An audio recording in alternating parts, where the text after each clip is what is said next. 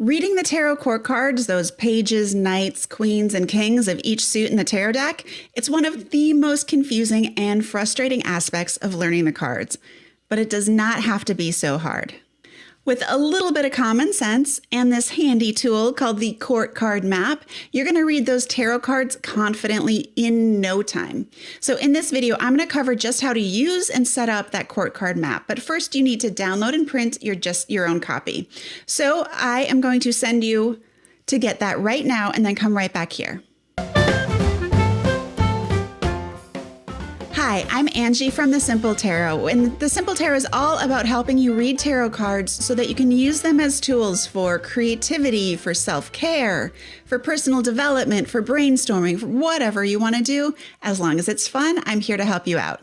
So before we get started, I really want to remind you that you're going to need this printable PDF court card map to follow along in this video. Hate to send you away from YouTube, but it is necessary if you want to fill out the court card map so that you know which person in your life matches which of the 16 court cards, and this makes reading those court cards so much easier.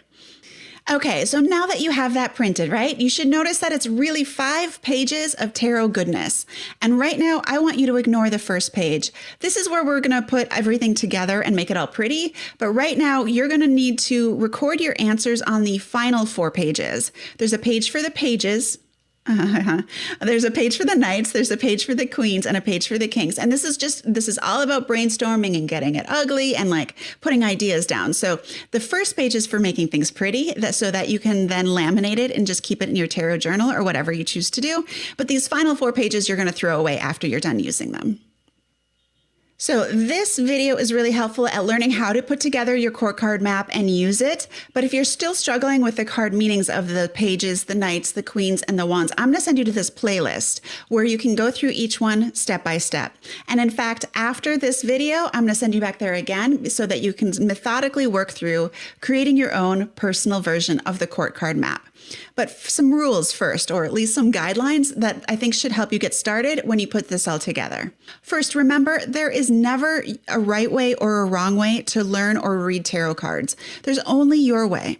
So I'm going to teach you what works for me. It might not work for you. I want you to take as much as you can, try it out, and then if it doesn't work, try something else. Just never give up. That's all that you need to do. And also remember that this, just like all other things, is fluid. Everything is changeable. Your life is not static, and neither is your court card map. So people come into your life all of the time, and your relationships change all of the time. Someone might be your Prince Charming Knight of Cups today, and then maybe he'll become your good husband and father King of Pentacles next year. Hey, or maybe he becomes that evil ex and he's now your gossipy, spying, reversed page of spies. Ugh, right? People change. Your court card map will change. So while the work we're doing today will change, you will have to update this court card map every once in a while. There's no right or wrong answer, so just give it a go. When you fill it out, keep in mind that nothing here is permanent. So give it a start and the rest becomes clear over time. Another thing to remember is that sex does not matter. Obviously, it matters if you're not getting some or you're not getting the type you want, but when it comes to tarot, sex does not matter. It's a modern way to interpret tarot. So the kings can be a woman, your queens can be the men in your life. When I talk about the pages, the knights, the queens, and the kings, I talk about energies. So you have your masculine active energy and your feminine receptive energy. Both are powerful, strong energies that have nothing to do with the type of biological body parts you have. Okay, now we're ready to put the court card map together. First, you need to make a list of your people. So step 1, even before we touch this court card map, it's going to be super helpful if you get out your journal or some scratch paper and list out the important people in your life with maybe a few notes about their major characteristics. So some relationships to consider include your parents, caregivers, siblings, your extended family, your lovers, your crushes, friends, your frenemies, your actual enemies, your coworkers, clients, bosses, mentors, teachers, ex-anythings, children, and your in-laws.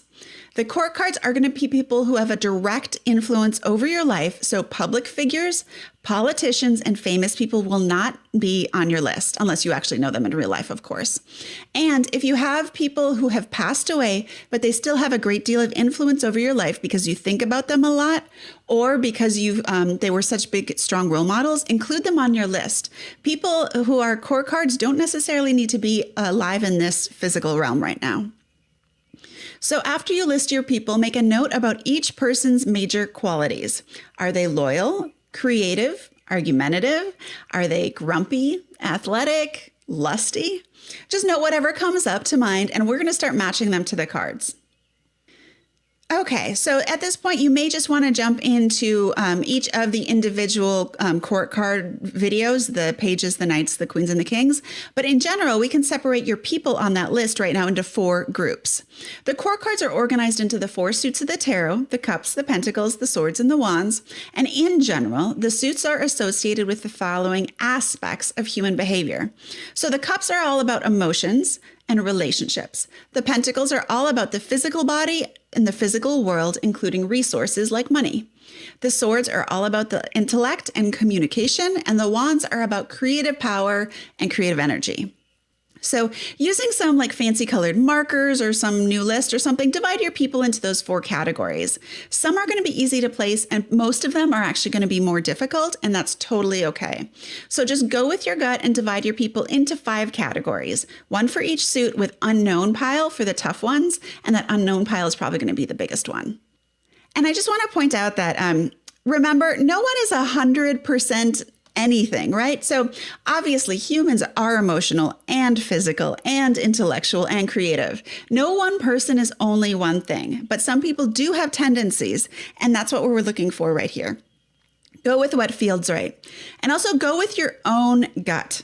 So I have a bookish and academic uncle, and he's extremely sentimental, and he cries at every single family gathering, all right? He probably considers himself to be a sword, which is about the intellectual realm. But I actually think he's much more of a cups because he's all emotional.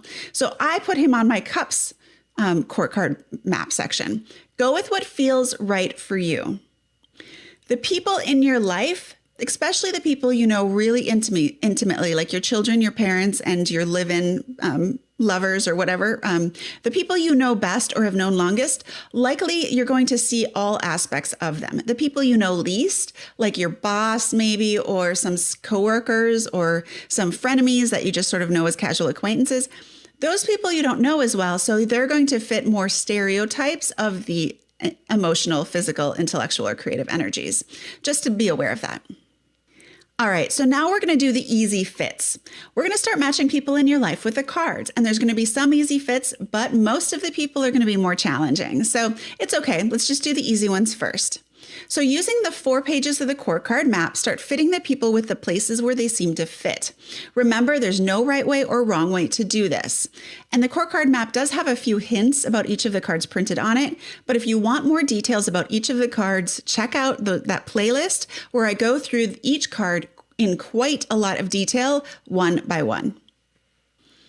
Okay, so now we need to move on to the hard ones. Once you have the easy ones matched up, you're still going to have a lot of people left over, and there's a few things to remember. You are going to have multiple people who match to a single card. This means you might have multiple page of cups in your life. Totally okay.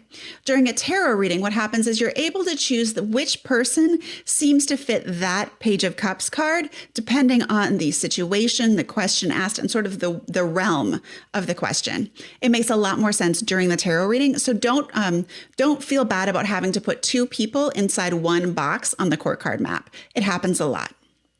Another one, you're going to have some cards where nobody matches. This means you're going to have some spaces on your court card map that are empty. This is okay too.